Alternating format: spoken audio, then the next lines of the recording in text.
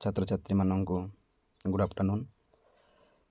तेणु समस्त भलरे रही था आशा करछे समस्त परिवार आपण मानकर भलरे रही था। सीसार यूट्यूब क्लास देखु तो समस्त गुरुजन अध्यापक अभिभावक मानक मोर सहपाठी और बंधुगण मानक गुड आफ्टरनून और शुभेच्छा और शुभ कामना। तेणु पिला माने आमे अध्ययन रतरे रही जो अखिल मोहन पट्टनायक जो गल्प विभाग तांकर गल्पटी हूँ रूप नारायण साहा। जो गल्पटी ताको विषय आसी ना झड़र ईगल और धरणीर कृष्ण सागर आसी रूप नारायण साहा। तेणु पिला माने आमे एटा जानिछु। तेणु जो पिला माने मोर प्रथम वीडियो को देखी ना तार डिस्क्रिप्शन में कौन कर लिंक दे दीजिए। तेणु प्रथम वीडियो को देखी आपण मैंने द्वितीय वीडियो को निहाती देखंतु एवं आपण मानकर सांगसाथी ग्रुप एवं समस्त द्वितीय वर्षर छात्र छात्री माने जो कंपलसरी सब्जेक्ट ओडिया क्लास होउछि। तेणु यह गुड़ी को तुम निहाती शेयर कर जहाँफल तुम सांग मैंने कौन भाव चिर उपकृत हेबे एवं यही आपण मानकर भल पाइबा दियंतु एवं आपण मानकर मतामत निहाती आवश्यक जहाँफल मुझे कौटी भूल करुँची कौटी कौन ता संपूर्ण भाव में मुझे आलोचना करदेवी एवं आशा करुँची तुम मानक निहाती कौन करुँची ना अति सहज सरल रे आलोचना करदेवुछि। तेणु देख पिला माने तेणु रूपनारायण साहा जो गल्पटे रूपनारायण साहा होचंती मास्टरजी बा गुरुजी एवं तांकर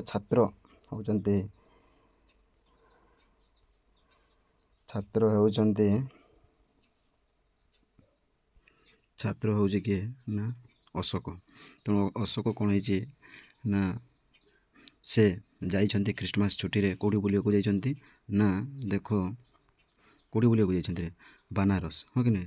से बनारस रे कौन होइतिले ना छोट अवस्था बा शैशव अवस्था सेठी कौन होइतिले ना से बड़ होइतिले। तापर क्रिसमस छुट्टी होइछि से कौन करछि ना सेटा को से बुलिया को जाइछंती एवं मास्टरजी सहित तांकर किभଳି साक्षात होउछि से सुंदर भाव रे कौन करछि ना लेखक परिचय हमको देउ अछंती।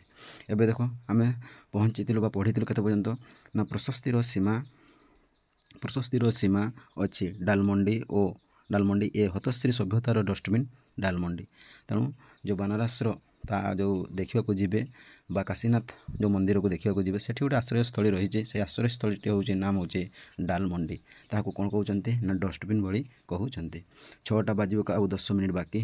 तेणु से समय से हो समय के 10 के 6टा बाजक आउ 10 मिनिट समय हो जाए। तेणु पे मन रखी जे से डालमंडी को पहुँचा को केते मिनिट बा से रही बेले केते समय होता। तेणु 6टा बाजक आउ 10 मिनिट। अकारणर आनंद संधान करने को आहरी लोक आसुंच। तेणु सेठा देखा आहरी लोक आसुंच अनेक लोक। बनारसर संकीर्ण फुटपाथ उपर लोकर भिड़ उछुड़ी पड़ुछि। तेणु सेठी जो फुटपाथ जो रही जाइकरी लोक मैंने लोक मानकर भिड़ अत्यधिक हो पड़ुअछि किंतु कहीं संध्या तो हुए ना। तेणु सेठी मध्य कौन हो संध्या हो ना। असंभव कोलाहल आउ उद्भासित विद्युत आलोक भितरे शंकिता संध्या हुए तो यही मुहूर्त विलाप करुथिब काशीतोल बाहिनी गंगा मातार उदार वक्ष उपरे सभा ना सही अर्थात ये कहते लेखक कौन हो तो केवे कौन हो ना संध्या हो ना। कहीं संध्या हो ना सब बेले कौन हो विद्युतर आलोक भितर सुंदरता देखा जाउछि किए ए बनारस आउ काशीतोल अर्थात से जो बनारस पाखरे जो काशीतोल अर्थात जो फूलटीर नाम एवं विहंगना जो पक्षी मैंने तांकर उदार वक्षरे सही अर्थात से गछ उपर कौन कर सही अच्छा केते विहंग कौन हो काशीतोल बण से सही अच्छा एवं सुंदर देखा जाउछि कि ए बनारस। गोधूली और गांगीजी उभय रहस्यमय आउ संध्या समय कौन होता है गोरु पलकर गोधूली रे सुंदरता देखा जाउथाए ए बनारस एवं गांगीजी अर्थात से जो रही जो बनारस रे कौन हो बा नदीटे प्रवाहित हो जाए जो नदीटीर नाम हूँ गांगीजी बा गंगा माता। हाँ से गंगा माता सुंदर भाव में कौन हो से संध्या समय देखा जाऊ अच्छा। तापर देखो कौन कहूँ ना बनारस धाड़ी धाड़ी हो कि बनारस धाड़ी धाड़ी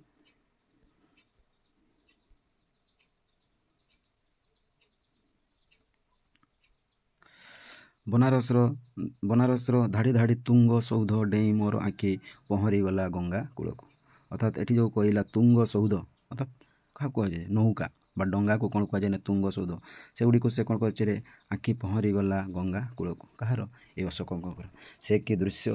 ଗଙ୍ଗାର ବିପୁଳ ଦେହବ୍ୟାପୀ ଅସ୍ତ ସୂର୍ଯ୍ୟର ସୁନା କିରଣ ଝଲମଲ କରୁଛି। ଅର୍ଥାତ୍ ଏ ସୂର୍ଯ୍ୟଙ୍କ କିରଣରେ କ'ଣ ହେଉଛି ରେ ଦେଖାଯାଉ ଦେହବ୍ୟାପୀ ଅସ୍ତ, ଯେଉଁ ଗଙ୍ଗା ନଦୀ କୂଳରେ ଯେଉଁ ଲୋକମାନେ ଅଛନ୍ତି ସେଇମାନଙ୍କର ଦେହ ଗୁଡ଼ିକ, ଶରୀର ଗୁଡ଼ିକ ସୁନା ଆକାରରେ କ'ଣ ହେଉଛି ଝଲମଲ କରୁଅଛି।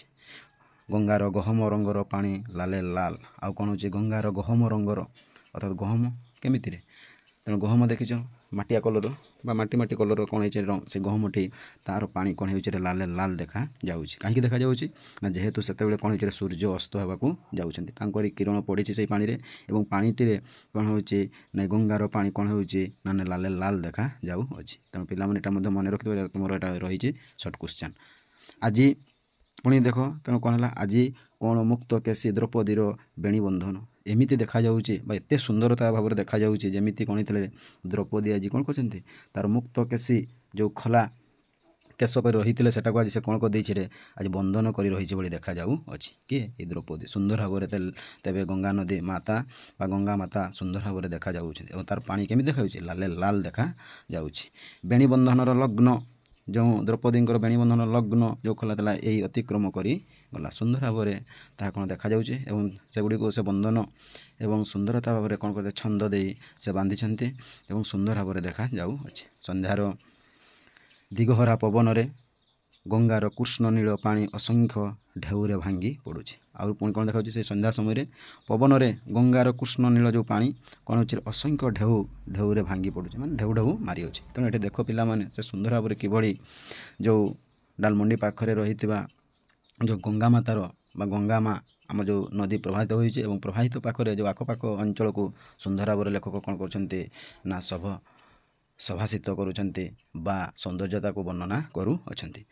ପ୍ରତିଟି ଢେଉର ନୀଳଗାତ୍ରରେ ଅଳ୍ପ କିଛି ଧୂସର ଅନ୍ଧାର। ପୁଣି ସେ ଢେଉରେ କ'ଣ ହେଉଛି କିଛି ଭାଗରେ କ'ଣ ଦେଖାଯାଉଛି ନା ଧୂସର ଅନ୍ଧାର, ହଁ କି ନାହିଁ? ଏପଟେ ସୂର୍ଯ୍ୟଙ୍କର କିରଣ ଆସ୍ତେ ଆସ୍ତେ କ'ଣ ହେଉଛି ବୁଡ଼ିବାକୁ ଗଲାଣି। ତେଣୁ ସେହି ସମୟରେ ଏପଟେ କ'ଣ ହେଉଛି ବିଦ୍ୟୁତର ଆଲୋକର ସ୍ପର୍ଶରେ ମଧ୍ୟ କ'ଣ ହେଉଛି ନା ଆଲୋକ ଦେଖାଯାଉଛି। ସେହି ସମୟରେ କ'ଣ ହେଉଛି ଢେଉରେ କେତେକ ଗୁଡ଼ିକ ଢେଉରେ କ'ଣ ହେଉଛି ନା ଦେଖାଯାଉଛି ଅନ୍ଧାର ମଧ୍ୟ ଦେଖାଯାଉଅଛି।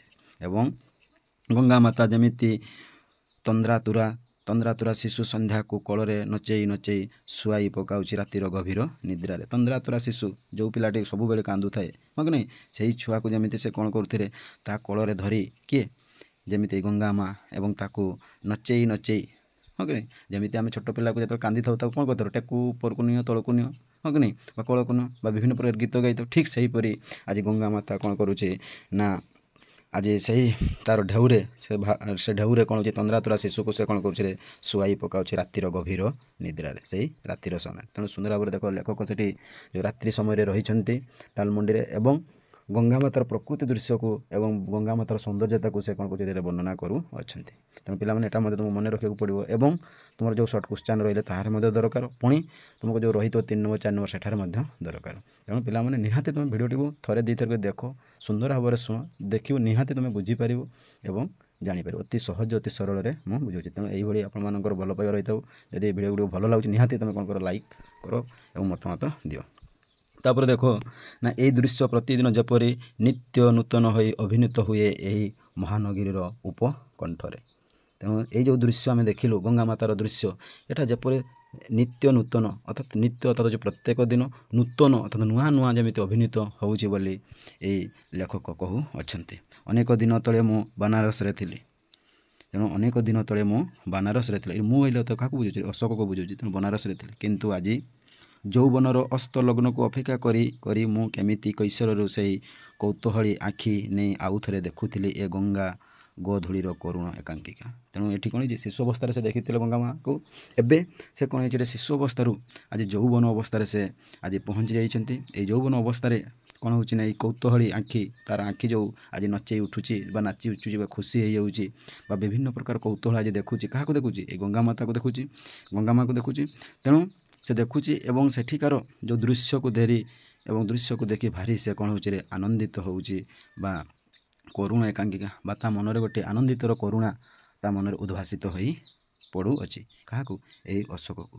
ତାପରେ ଦେଖ ପୁଣି କ'ଣ କହୁଛନ୍ତି ନା ତାପରେ तापर कौन है आलोक आसीगला कूलर असंख्य विद्युत आलोकर प्रतिबिंब पड़ी गंगा वक्षर केसरी मध्यमा गंगार कटी आवृत करी सुवर्ण मेखला अर्थात एपटे पुणी आलोक आलोक कौन है जो विद्युत आलोक कौन है प्रतिबिंब पड़ी गंगा वक्षरे तार जो आलुटा गंगामा उपर पड़ी गंगामा एमती देखा जमी किशोरी गोटे किशोरी मध्यमा गंगा बा सुंदर गोटे युवती बा केशरी युवती भाई गंगामा देखा आवृत्ति करिछि एवं सुवर्ण मेखला तार मुहटा जमी सुंदर सुना भली मुहटा देखा जाऊ अछि आ गंगार देह देह गभीर नील रंगर बुटीदार बनारसी शाढ़ी छत्रे छत्रे रूपेली जरीर तारा फुटी एवं आउ जो पाखरे रहिले से गंगामा कल पाखरे गभीर नील रंगर बुटीदार बनारसी शाढ़ी ये बुटीदार अर्थात जो मैंने बुणी था तो कौन हो बुटीदार तेणु से मैंने कौन करते से व्यवसाय करी दुकान दे रखी रही था से दुकान से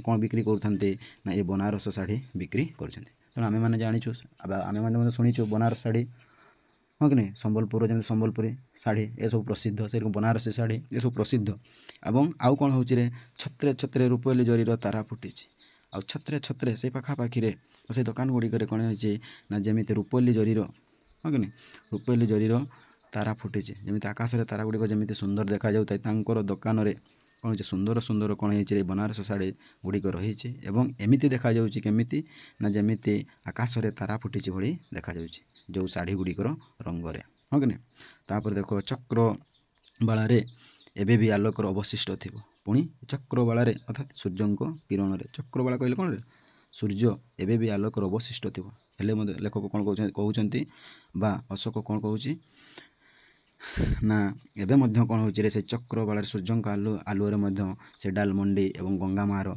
दृश्य टिके टिके कम कम कौन हो देखा जाऊ अच्छी उज्जवल चक्रबालार पट्टभूमि ये जो उज्जवल चक्रबालार आज से सूर्यंकर आलुअरे पट्टभूमि सिलहुट छवि परि बहु सिलहुट छवि सिलहुट अर्थात पट्टभूमि सिलहुट छवि परि बहु कौन देखा जाऊ अच्छे यात्री भाई नौका यातायात करुवे ए कूलू से कूल को तेणु विभिन्न प्रकार कौन होते ना ए कूलू से कूल को कौन जावासवा कर नौका गुड़िक कौन हो जावासवा करू अच्छा देखा जाऊँगी कदबा किंचित कौन सी नौकार आलोक थिले आलोकर अल्प किछि रेणु बिंची होई पड़ी पानी रे पुणी से जो नौकार जाऊँच जो नौकार जाऊँच से नौकार पुणी कौन हो जो अशोक देखिपारे जे अधिकांश नौकार कौन हो आलोक अच्छी और आलोक गुड़िक किछि आलोक कौन हो ना से गंगामा पानी रे कौन हो गंगामा पानी रे कौन हो रेणु बिंची दे अच्छी ये देखा जाऊ अच्छी दृश्य देखा जाऊ आउ सहस्र फणा बासुकी परी सहस्र फणा जो साप बासुकी कहले साप परी बासुकी कहले कौन साप सहस्र जो बासुकीर फणा आज परी क्यों नौकार पाल पवन रे नई जाई उड़ुथिब ऊपर पुणी ये जो नौकार पाल जो कहले नौकार पाल तो नौका थी तार पाल ऊपर को जो रही है पाल उपर से पाल गुड़िक एमती देखा केमी देखा जमी गोटे साप बा बासुकी गोटे साप जमी से कौन कर सहस्र फेणा टेकिकी फेणा ऊपर को रही बोली लेखक सुंदर भाव तुलना कर पुणी देख ना लाइट पोस्टा को तथापि आउजी रही लेख पुणी कौन हो लाइट पोस्ट को जो रास्ता पाखरे जो लाइट पोस्ट रही है से लाइट पोस्ट खुंटरे से कौन कर आउजी रही पुरातन अनुभूति को रमंथन करुले पुरातन अर्थात पछ दिन कथा को बा पूर्ववर्ती कथा को से कौन कर मन करुले एवं अनुभूतिर समुद्र मंथन रे बहु पुरातन श्रुतिर बुदबुद भासी उठुची ऊपर को एवं से जो अनुभव करुले जो हृदयंगम करुले जो अनुभूति करुले से अनुभूति रे से समुद्र मंथन रे जो गंगामा मंथन रे बहु पुरातन कथा गुड़िक ता हृदय रे श्रुति रे आज कौन हो बुदबुद हो कौन हो भासी उठुची से कौन हो भारी मन पकाऊ अच्छा छोट बेलर कथा एवं कौन होती से बड़ होती तेणु बड़ अवस्था किशोर अवस्था से किभली पूर्व दिनर घटना को से मन करी आज से कौन हो भासी उठुची परुण जल से आज कौन हो भासी उठुची से मोर शैशव्यर कथा तेणु जो मन कर कौन कौ अवस्था शैशव्यर कथा बापा बनारस रे थांती मिलिटारी डाक्तर तेणु ता बापा कौन चाकरी करते ना मिलिटारी डाक्तर तेणु पिलाने यहाँ तुम मन रखिथब जो अशोक बापा कौन चाकरी करते ना मिलिटारी डाक्तर से दिन एमती संध्या से दिन यही आज संध्या होता क्षुद्र परिवारटीर समस्त लोक नौकारे फेरु थाउ गंगा आरपारीर रामनगर देखी सारी छोट परिवार समस्ते कौन देखिक कौन करते ना पार होते गंगा रामनगर देखी सारी पार होते यही हरिश्चंद्र घाटर नाम कौन हरिश्चंद्र घाटर चिता निकट हो आसला तेणु आम कौन कलु ना ता पाखक चली आसलु तेणु मन रखी कौ घाट तेणु हरिश्चंद्र घाट पाने यहाँ तुम क्वेश्चन रही सर्ट क्वेश्चन कौ घाटे से आसिक नौका को रखुले ना हरिश्चंद्र घाट आउ टिके बाट आउ तापर माझी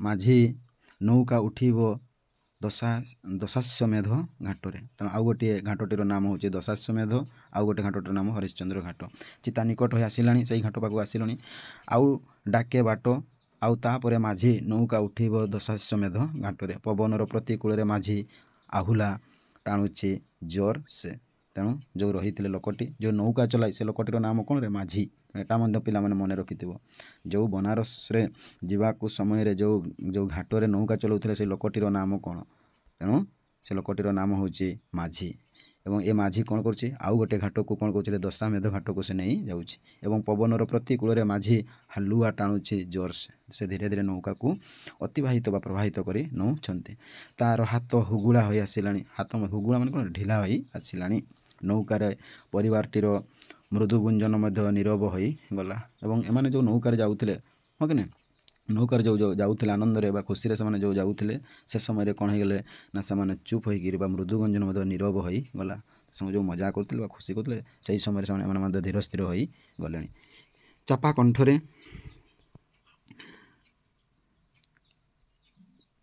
कंठरे माझी कौन कहवाक आरंभ करी तेणु से जो लोकटी बा जो नौका चालक लोकटी माझी माझी कौन कही ना हिंदी आउ मैथाली आउ भंजपुरी मिसी मिसी अद्भुत से माझीर भाषा से जो भाषा कहते से भाषा कौन कौन मिशीला हिंदी मिशीला मैथाली मिशीला एवं भंजपुरी तेणु एटा पिला माने मन रखि ये तुम मानकर कौन ना सर्ट क्वेश्चन रही तेणु से जो कहते हिंदी आउ मैथाली आउ भंजपुरी तेणु तार भाषा बुझा भारी कष्ट बा अद्भुत तथापि अल्प अल्प बुझी हो अंदाज करी अंदाज मान किस अंदाज करी तेणु अनुमान करी तेणु अनुमान करी कौन हो ना तो ता कथा गुड़ी आम कौन होता ना बुझीपारू थिलु कूल बसी गोटे निशुआ लोक को देखाई दे से तेणु से कूल आउ जड़े लोकटे बसी से लोकटे निशुआ देखाई दे से कहूँ सामने सामने माने सामना सामने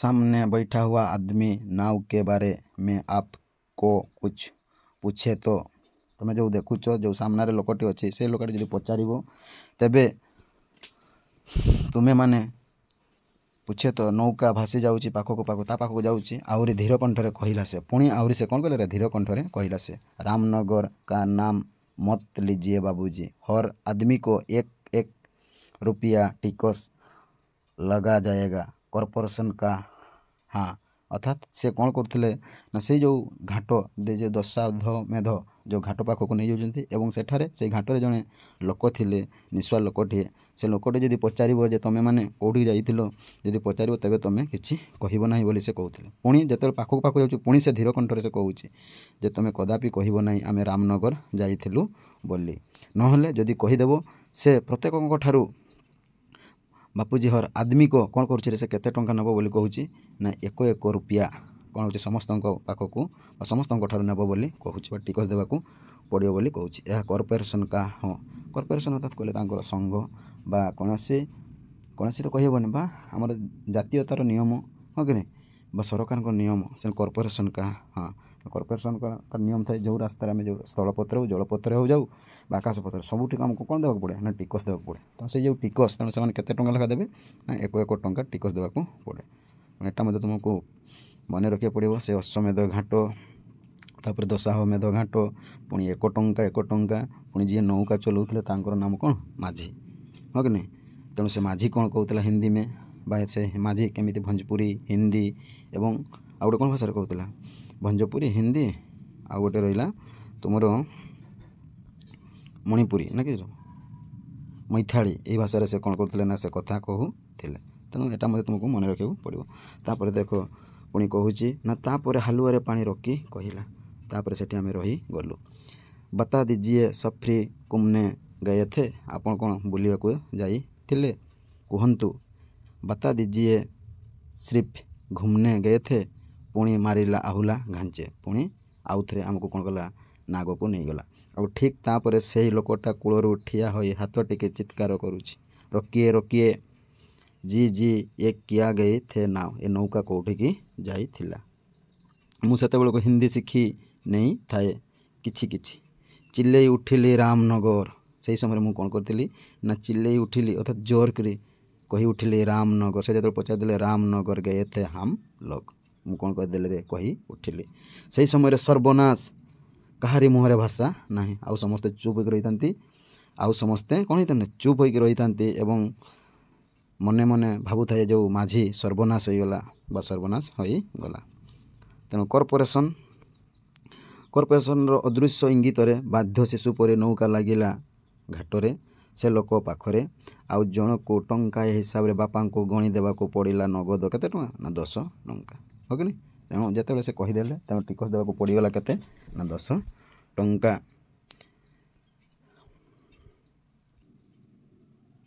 ତାପରେ କ'ଣ ହେଲେ ନଗଦ କେତେ ଟଙ୍କା ଦେବାକୁ ପଡ଼ିଲା ନା 10 ଟଙ୍କା ଦେବାକୁ ପଡ଼ିଲା। ନୌକା କୂଳରୁ ମୁକୁଳି ଗଲା ଟିକସ ଦେଇ ସାରି। ତାପରେ ନୌକା ତାଙ୍କୁ କ'ଣ କଲେ ଛାଡ଼ି ଦେଲେ। ସମସ୍ତେ ଚୁପଚାପ, ଯେମିତି ଯୁଦ୍ଧ ସମୟରେ କଳାବଜାର ପଇସାରେ ସେମାନଙ୍କୁ କିଣିବାକୁ ହେଲା ରାମନଗର ଏହି ଜଲି ଟ୍ରିପ୍ଟାକୁ। ତେଣୁ ସେମାନେ ସମସ୍ତେ କ'ଣ ହେଇଛନ୍ତି, ସମସ୍ତେ ଚୁପ୍ ହୋଇକି ରହିଛନ୍ତି ଏବଂ ସମସ୍ତେ ଏମିତି ଚୁପ୍ ହୋଇକି ରହିଛନ୍ତି ଯେମିତି ଲେଖକ ବା ଯେଉଁ ଅଶୋକ ସେ ଭାବୁଅଛି ଯେ ରାମନଗର ଆମକୁ କ'ଣ ହେଲା ନା କିଣିବାକୁ ପଡ଼ିଲା। ଯେଉଁ ଟ୍ରିପ୍ରେ ଯେଉଁ ଜଲି ଟ୍ରିପ୍ଟାକୁ ଯେମିତି କିଣିବାକୁ ପଡ଼ିଲା। ବିରକ୍ତି ଆଉ ରାଗର ଶ୍ରାବଣ ମେଘ ଘୋଡ଼ାଇ ରହିଛି ସମସ୍ତ ପରିବାରର ଲୋକଙ୍କୁ। ଯେମିତି ରାଗରେ ଏବଂ ଶ୍ରାବଣ ମାସର ଯେଉଁ ମେଘ ଯେମିତି ସବୁବେଳେ କ'ଣ ହେଇଥାଏ ମେଘ ଯେମିତି ଘୋଡ଼ିକି ରହିଥାଏ, ଠିକ୍ ସେହିଭଳି ଏ ଲୋକମାନଙ୍କ ମନରେ କ'ଣ ହେଇଛି ନା ରାଗ ସବୁ ରହିଥାଏ।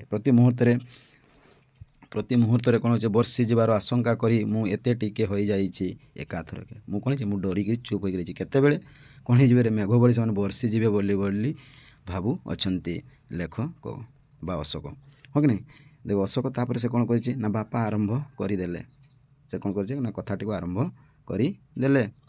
ଟିକସଟା ବାଧିଛି ତାଙ୍କୁ ସବୁଠି ବେଶୀ। ଯେଉଁ 10 ଟଙ୍କା ଟିକସଟି ଦେଲେ ବା ଟ୍ୟାକ୍ସଟା ଦେଲେ ସେଇଟା କ'ଣ ହେଇଛି ତାଙ୍କୁ ଭାରି ବେଶୀ ବାଧିଛି। ସବୁ ବଡ଼ ବଡ଼ ଲୋକଙ୍କ ସାଙ୍ଗରେ ତୁ ବି ଜଣେ ବଡ଼ ମଣିଷ ହୋଇ ଗଲୁଣି ନାହିଁ, ଏଇ କଥାଟା ସେ କହି ଦେଇଛି। ମା ବାପାଙ୍କର ସହଧର୍ମିଣୀ ଅନୁଶୋଚନ କଲେ, ୟାଙ୍କୁ ପରା କୁଆଡ଼େ ସାଙ୍ଗରେ ନେବନି। ପୁଣି ମା ମଧ୍ୟ କହୁଛି ଏଇ ଯେଉଁ ରହିଛି ଆମର ଅଶୋକ ଏହାକୁ ମଧ୍ୟ କୁଆଡ଼େ ନେବ ନାହିଁ। ଦାଦା ଯୋଗ ଦେଲେ, ତୋର କ'ଣ ଦରକାର ଥିଲା ଯେ ତୁ ସେ ବାପାଙ୍କର ଅନୁଜ, ତୁ କ'ଣ ଦରକାର ଥିଲା ବୋଲି ସେ ମଧ୍ୟ କ'ଣ ହେଲେ ଗାଳି ଦେବାକୁ ଲାଗିଲେ। ମୁଁ ଜନ୍ମ ହୋଇ ବଡ଼ ଭାଇଙ୍କ ପ୍ରତି ବାପା ମାଆଙ୍କର ଏକାନ୍ତ ସ୍ନେହର ଭାଗିଦାରୀ ହୋଇଥିବାରୁ ସେ ଇଂରାଜୀ ଭାଷାରେ ତାଙ୍କ ବିରକ୍ତି ପ୍ରକଟ କଲେ। ଇଡିଅଟ୍। ଦାଦା ଯୋଗ ଦେଲେ, ତାହାର କ'ଣ ଦରକାର ଥିଲା ଯେ ତୁ ସେ ବାପାଙ୍କର ଅନୁଜ, ତୁ କାହିଁକି ସେ ଛୋଟ ଆଜି ତୁ ଛୋଟ ହେଇକି କାହିଁକି ତୁ ଆଜି ସେ କଥା କହିଲୁ, ସେଇ କଥାରେ ସେ କହୁଛି। ପୁଣି ଯେହେତୁ ସେ ଟିକେ ପାଠୁଆ ଲୋକ ଥିଲେ, ଇଂରାଜୀ ଭାଷା ଜାଣିଥିଲେ, ତେଣୁ ତାକୁ ସମସ୍ତେ କହିଲେ କ'ଣ କହିଦେଲେ ନା ଇଡିଅଟ୍ ବୋଲି ମଧ୍ୟ କହିଦେଲେ। ସୁବିଧାବାଦୀ ସାନ ଭଉଣୀ ବି ଖନେଇ ତାହା ଅହନ୍ତା ସାଧିଲା। ପୁଣି ଯେଉଁ ରହିଥିଲା ତା ଭଉଣୀ ସେ ମଧ୍ୟ କ'ଣ କରୁଛି ତାକୁ ଗାଳି ଦେଉଛି ବା ହଁ କି ବା କଳି ଲାଗୁଅଛି। ସାଧିଲା ମାନେ କିସ ତାକୁ ଗାଳି ଦେଉଛି, ତୁ କାହିଁକି କହିଲୁ ଆମେ କ'ଣ ହେଇଥିଲେ ରାମନଗର ଯାଇଥିଲୁ ବୋଲି। ପୁଣି ବାପା ଭାଇର ଆଉ ପ୍ୟାଣ୍ଟ କିଣା ହେବ ନାହିଁ। ପୁଣି ସେଇଠି ବାପା କ'ଣ କହିଦେଲେ, ବାପାକୁ ସେ କହିଦେଉଛି ଭାଇର ଆଉ କୌଣସି ତୁମେ କ'ଣ କରିବ ନାହିଁ ପ୍ୟାଣ୍ଟ କିଣିଦେବ ନାହିଁ। ଶିକାରରୁ ଆଚାର ଚୋରି କରିବାକୁ ତାର ବହୁ କରୁଣ ମିନତିକୁ ବାରମ୍ବାର ଉପେକ୍ଷା କରି ମୋର ନିଜର ସୁବିଧା ଦେଖି ମୁଁ ମୋର ଦୀର୍ଘ ହାତକୁ ବ୍ୟବହାର କରିଛି। ଶିକାରରୁ ଆଚାର ଚୋରି କରିବାକୁ ଶିକାରର ଅର୍ଥାତ୍ ଯେଉଁ ନୌକାର ଅନ୍ୟ ନାମ କ'ଣ ହେଉଛି ଶିକାରା। ଗୋଟେ କହିଲ ସୌଧ, ଏଠି ଜାଣିଲ ଶିକାରା।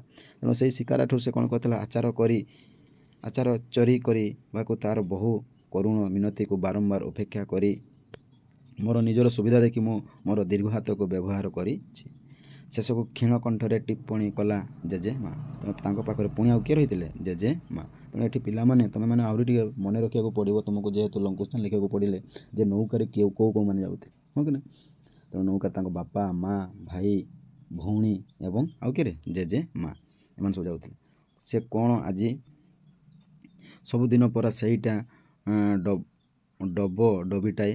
ତେଣୁ ସେ ମଧ୍ୟ ଗାଳି ଦେଉଛି, ଏଇଟା ସବୁଦିନ ତ ସେଇଭଳି ଡବିଟାଏ। ଅନେକ ଥର ଅଫିମ ପାଇଁ ଖେଳ ଛାଡ଼ି ବଜାରକୁ ଯିବାକୁ ମୁଁ ତା'ର ଆଦେଶ ଅମାନ୍ୟ କରିଛି। ଅଫିମ ପାଇଁ ଯେଉଁ ସେ ଏକ ପ୍ରକାର ଖେଳ, ଅନେକ ଥର ଅଫିମ ପାଇଁ ଖେଳ ଛାଡ଼ି ସେ କ'ଣ କରୁଥିଲା, ସେ ଖେଳକୁ ଛାଡ଼ି, ଅଫିମ ଗୋଟିଏ ଆମେ ଜାଣିଛୁ ଗୋଟେ ନିଶାଟିର ନାମ। ଏଇ ନିଶା ପାଇଁ ସେ କ'ଣ କରୁଥିଲା, ଖେଳ ଛାଡ଼ି ବଜାରକୁ ଯିବା ଏବଂ ତାକୁ ମଧ୍ୟ ମୁଁ କ'ଣ କରିଥିଲି ମନା କରିଥିଲି ବୋଲି ସେ କହୁଅଛି। କିଏ?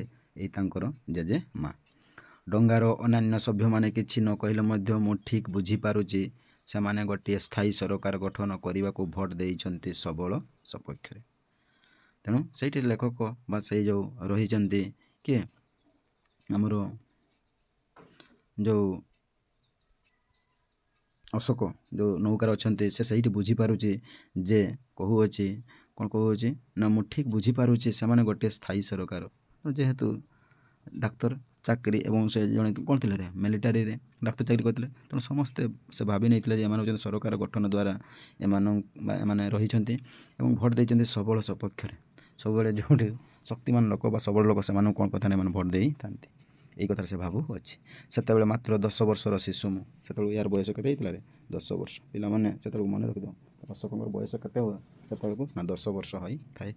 ମୋର ସହଜାତ ବୁଦ୍ଧି ଉପରେ ତର୍କଶାସ୍ତ୍ର ତା'ର ମାୟାଜାଲ ବିସ୍ତାର କରିବାକୁ ଆହୁରି ଅନେକ ଡେରି ଅଛି। ତେଣୁ ସେମାନଙ୍କୁ ସେ କ'ଣ କରିପାରୁଛି ନା ବୁଝେଇ ପାରୁନାହିଁ। ତେଣୁ ଏମିତି ସେମାନେ ମାୟାଜାଲରେ ସେମାନେ ବିଛେଇଛନ୍ତି, ସେଠୁ ମୁଁ ଆଉ କ'ଣ ହୋଇପାରୁନାହିଁ, ନିସ୍ତାର ହୋଇପାରୁନାହିଁ ବା ସେମାନଙ୍କୁ କିଛି କହିପାରୁନାହିଁ। ସହିବାର ସୀମା ମୋର ଅତିକ୍ରମ କରିଗଲାଣି ଅନେକ ବେଳୁ। ସେମାନେ ଯେତେ ଗାଳି ଦେଲେ ମୋତେ ସହି ଯାଉଥିଲେ। ଏଇ କଥା ସେ କହୁଛି। ଆଖିଏ ଲୁହ ଟଳମଳ କରୁଛି। ହଠାତ୍ ମୋର ଏ ବିପନ୍ନ ମୁହୂର୍ତ୍ତରେ ମୋତେ ମଦତ ଦେଉଛି କିଏ ପଛକୁ ଅନାଇଲେ। ତେଣୁ ତାକୁ ଜଣେ କିଏ ପୁଣି କ'ଣ କଲେ, ସାହାଯ୍ୟ କରିଲେ। ମଦତ ମାନେ ସାହାଯ୍ୟ କରିଲେ। ମାଷ୍ଟରଜୀ ମୋ ଆଡ଼କୁ ଅନେଇ ଧୀରେ ଧୀରେ ମୁଣ୍ଡ ହଲେଇ କହୁଛନ୍ତି। ଯେଉଁ ବସ୍ ତାଙ୍କ ପାଖ ସାଙ୍ଗରେ ଆଉ କିଏ ଜାଣିଥିଲେ? ମାଷ୍ଟରଜୀ। ଏଟା ମାନେ ମଧ୍ୟ ପିଲାମାନେ ମନେ ରଖୁ, କିଏ ମଦତ କରୁଥିଲେ? ମାଷ୍ଟରଜୀ। ମୋ ଆଡ଼କୁ ଅନେଇ ଧୀରେ ଧୀରେ ମୁଣ୍ଡ ହଲେଇ କହୁଛି, ପରିଶାନ ହୋ ଅଶୋକ, ଏ ତ। ତେଣୁ ତୁମେ କ'ଣ ହେଉଛି, ପରିଶାନ ହୁଅ ନାହିଁ। ହିନ୍ଦୀ में କହୁଛି। ତେଣୁ ପରିଶାନ ହୁଅ ନାହିଁ ବା ବିରକ୍ତି ଭାବ ହୁଅ ନାହିଁ ବା ଅବୁଝା ହୁଅ ନାହିଁ, ତୁମେ ରହିଯାଅ। ଏ କଥାଟା କିଏ କହୁଛି? ମାଷ୍ଟରଜୀ। ଆଉ କି ରହେ? ତାଙ୍କ କୋଳରେ ମୁଣ୍ଡ ରଖି କଇଁ ହୋଇ କାନ୍ଦି ଉଠିଲି ମୁଁ। ଆଜି ବି ମନେ ଅଛି ମୋ ଚିଠି ଉପରେ ତାଙ୍କର ବଡ଼ ପାପୁଲିଟା ଅଶ୍ୱସ୍ଥ ପତ୍ର ପରି କମ୍ପି ଉଠୁଥାଏ। ଆଜି ବି ମଧ୍ୟ ତା'ର ସେ ପୂର୍ବ କଥାର ସେ କ'ଣ କହୁଛି ମନେ କରୁଅଛି। କ'ଣ କଥାଟା ମନେ କରୁଅଛି ନା ଆଜି ବି ମନେ ଅଛି ମୋ ପିଠି ଉପରେ ତାଙ୍କର ବଡ଼ ପାପୁଲିଟା ଅଶ୍ୱସ୍ଥ ପତ୍ର ପରି କମ୍ପି ଉଠୁଥାଏ। ଆଉ ରୁଦ୍ଧ କଣ୍ଠରେ ସେ କହୁଥାନ୍ତି, ର ମତ ବେଟା, ର ମତ ଅଶୋକ, ଆଉ କାନ୍ଦ ନାହିଁ, ଟିକେ ରହିଯାଅ ବା କାନ୍ଦ ନାହିଁ। ଏଇ କଥାରେ ସେ କହୁଅଛି ଥରି ଏବଂ ଅଶୋକ ମାଷ୍ଟରଜୀଙ୍କ ଅଣ୍ଟାକୁ ଜାବୁଡ଼ି ଧରି କୋହ ଉପରେ କୋହ ଉଠୁଛି। ପୁଣି ସେ କ'ଣ ହେଉଛି, କୁଣ୍ଢେଇ ପକେଇ ପୁଣି କାନ୍ଦି ହୋଇ ଉଠୁଛି। ହଁ କି ନାହିଁ? ଜଣେ ଯିଏ ଗାଳି ଦେଉଛି, ଯିଏ ସାହାଯ୍ୟ କରିବ, ତୁମେ ତା ପାଖରେ କ'ଣ ହେଇଯାଉ, କୋଳରେ ଲାଗିକି ଯେମିତି ପୁଣି ଥରେଇ ଦେଉଥାଉ। ସିଏ ତ କାନ୍ଦେ, ମାନେ ସିଏ ତ ବୁଝାଉଥିବ, ତୁମେ ଏମିତି କାନ୍ଦୁଥାଉ, କୋହଭର କଣ୍ଠରେ କାନ୍ଦୁଥାଉ, ଯାହାଫଳରେ ସିଏ ବି ମଧ୍ୟ କୋଣରେ କାନ୍ଦି ଉଠେ ଏବଂ ସିଏ ମଧ୍ୟ ଅଶ୍ୱସ୍ଥ ପତ୍ର ବୋଲି ଥରି ଉଠେ। ହଁ କି ନାହିଁ? ସେଇଟା ସେ କହୁଅଛନ୍ତି। ମୋର ବାପା, ମା, ଦାଦା ପ୍ରଭୃତି କ'ଣ ଧୀରେ ଧୀରେ କଥାବାର୍ତ୍ତା କରୁଛନ୍ତି। ସେମାନେ ଧୀରେ ଧୀରେ କଥାବାର୍ତ୍ତା ହେଉଛନ୍ତି।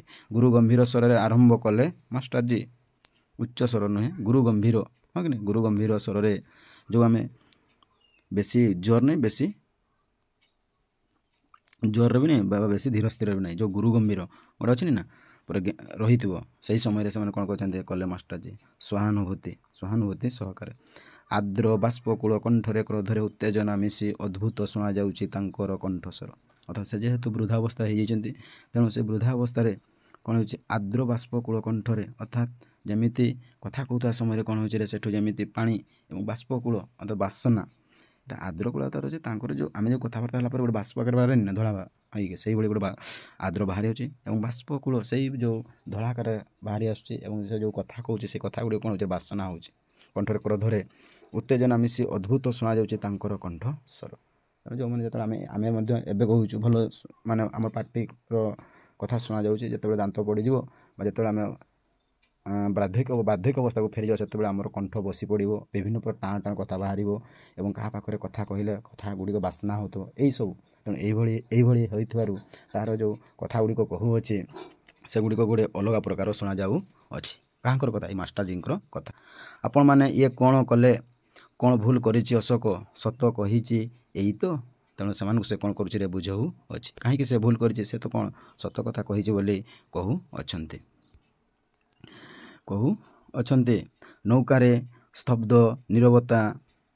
ନୀରବତା ସମସ୍ତେ କ'ଣ ହେଇଛି ରେ ଚୁପ୍ ହୋଇକି ରହିଛନ୍ତି। ସ୍ତବ୍ଧ ଧୀର ସ୍ଥିର ଭାବରେ ନୀରବତା ସାଇଲେଣ୍ଟ ହେଇକି ରହିଛନ୍ତି। ତାଙ୍କର କଥାର ସୁଅ ତଥାପି ବନ୍ଦ ହେଉନି। ମୋତେ କ୍ଷମା କରନ୍ତୁ ଆପଣମାନେ। ସେଠି ଅଶୋକ କ'ଣ କହୁଛି, ମୋତେ କ୍ଷମା କରନ୍ତି। ମାନୁଛି ଆପଣମାନେ ଅଶୋକର ଗୁରୁଜନ, କିନ୍ତୁ ଆପଣମାନେ ତା'ର ଯେ କି କ୍ଷତି କରୁଛନ୍ତି ତାହା ବୁଝିବାର କ୍ଷମତା ଆପଣମାନଙ୍କର ନାହିଁ। ମାନୁଛି ଆପଣମାନେ ନା, ଏଇଠି ସେ କ'ଣ କହୁଛି ରେ ନା, କିଏ କହୁଛି, ଏଇଟା ହେଉଛି ତାଙ୍କର କଥାର ସୁଅ ତଥାପି ବନ୍ଦ ହେଉନି। କାହାର? ଏଇ ମାଷ୍ଟରଜୀଙ୍କର କଥା। ସରି, ସେଇଟା ହେଉଛି ଅଶୋକ କହିଦେଇଥିଲି। ସେଇଟା ହେଉଛି ମାଷ୍ଟରଜୀଙ୍କର କଥା କ'ଣ ହେଉଛି, ତଥାପି ତାଙ୍କର ବନ୍ଦ ହେଉନାହିଁ। ପୁଣି ସିଏ ମଧ୍ୟ ନିଜେ ମାଷ୍ଟରଜୀ କ'ଣ କରୁଛି, କ୍ଷମା ମାଗି ନେଉଛି। ମୋତେ କ୍ଷମା କରନ୍ତୁ ଆପଣମାନେ। ମାନୁଛି ଆପଣମାନେ ଅଶୋକଙ୍କର ଗୁରୁଜନ, କିନ୍ତୁ ଆପଣମାନେ ତା'ର ଯେ କି କ୍ଷତି କରୁଛନ୍ତି ତାହା ବୁଝିବାର କ୍ଷମତା ଆପଣମାନଙ୍କର ନାହିଁ। ତେଣୁ ଏଇ କଥାରେ ସେ ବୁଝାଉଛନ୍ତି।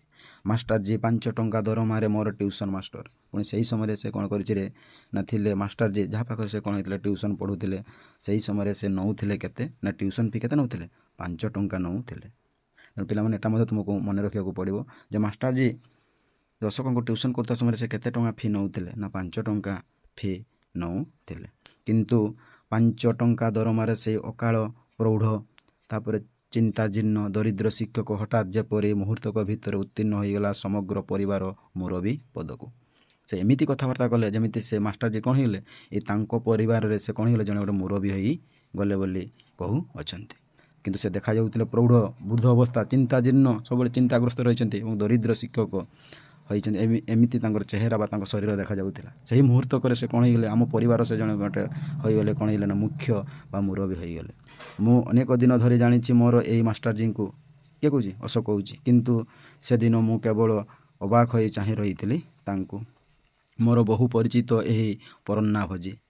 ତେଣୁ ତାଙ୍କୁ ମୁଁ ଜାଣିଥିଲି ଏବଂ ତାଙ୍କ ଘରକୁ ଯେତେବେଳେ ମୁଁ ଯାଉଥିଲି, ମୋର ବହୁ ପରିଚିତ ଏହି ପରାହ୍ନ ଭୋଜି। ସେମାନେ ମୋତେ କ'ଣ ଖାଇବାକୁ ଦେଉଥିଲେ ନା, ଦେଖ ପରାହ୍ନ ଭୋଜି।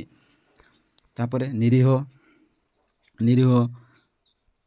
ଭୀରୁ ମାଷ୍ଟରଜୀଙ୍କ କଣ୍ଠରେ କୁଆଡ଼ୁ ଆସିଲା। ସେ ପୁଣି କ'ଣ ହେଲେ, ସେ ନିରୀହ, କିନ୍ତୁ ସେହି ସମୟରେ କ'ଣ ହେଲା, ମାଷ୍ଟରଜୀ ଟିକେ ରାଗିକିରି କହିଲେ, ଭୀରୁ ମାଷ୍ଟରଜୀଙ୍କ କଣ୍ଠରେ କୁଆଡ଼ୁ ଆସିଲା ଏ ଗାମ୍ଭୀର୍ଯ୍ୟ। ତେଣୁ ଏଇ କଥାଟା କିଭଳି ଆସିଲା ବୋଲି ଅଶୋକ ନିଜେ ଭାବୁଅଛି।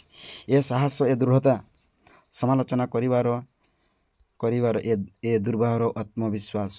ତେଣୁ ସେ ଯେଉଁ ସମୟରେ ଯେଉଁ କଥାବାର୍ତ୍ତାଟା କହିଲେ ସେଇଟା ମୁଁ ବର୍ଣ୍ଣନା କରିପାରୁନାହିଁ ବା ବିଶ୍ୱାସ କରିପାରୁନାହିଁ ବୋଲି କହୁଅଛି ଅଶୋକ। କିଏ ନା, ଅଶୋକ। ଆଦେଶ ଦେବାର ଏ ଅପୂର୍ବ ଆସ୍ପର୍ଦ୍ଧା। ତେଣୁ ଗୋଟିଏ ପ୍ରକାର ଯେଉଁ ବୁଝେଇବେ, ତେଣୁ ଏଇଟା ଆଶୀର୍ବାଦ କହିଲେ ବି ହେବ, ଆସ୍ପର୍ଦ୍ଧା କହିଲେ ବି ହେବ, ବା ସହାନୁଭୂତି ଯେଉଁ କହିଲେ ବି ହେବ। ପାଇଲା କୁଆଡ଼ୁ ଏଇ ଚିର ଅବହେଳିତ ଜୀର୍ଣ୍ଣ ଦେହ ଭିକ୍ଷୁକ ବ୍ରାହ୍ମଣ। ତେଣୁ ସେ ଲୋକ ବ୍ରାହ୍ମଣ ଜାତିର, ତେଣୁ ଏଇ ଚିର ଭିକ୍ଷୁକ ବ୍ରାହ୍ମଣ କିଭଳି ଏତେ ସୁନ୍ଦର ବା ଯେଉଁ ଆଶୀର୍ବାଦର କଥା ବା ଯେଉଁ ଆସ୍ପର୍ଦ୍ଧା, ଏସବୁ କଥାକୁ ସେ କୁଆଡ଼ୁ ପାଇଲେ ବୋଲି ଅଶୋକ କହୁଅଛି। ଏବଂ ଯେଉଁ କଥାଟି କହିସାରିଲା ପରେ ସେ କ'ଣ ହେଇଗଲେ ନା, ସେ ଆଶ୍ଚର୍ଯ୍ୟ ହୋଇ ପଡ଼ିଲେ। ତାପରେ ଗତାୟୁ ଗୋଧୂଳିରେ ସେଇ ଲଗ୍ନରେ ମୋର ସମସ୍ତ ଇନ୍ଦ୍ରିୟ ଆଚ୍ଛନ୍ନ କରି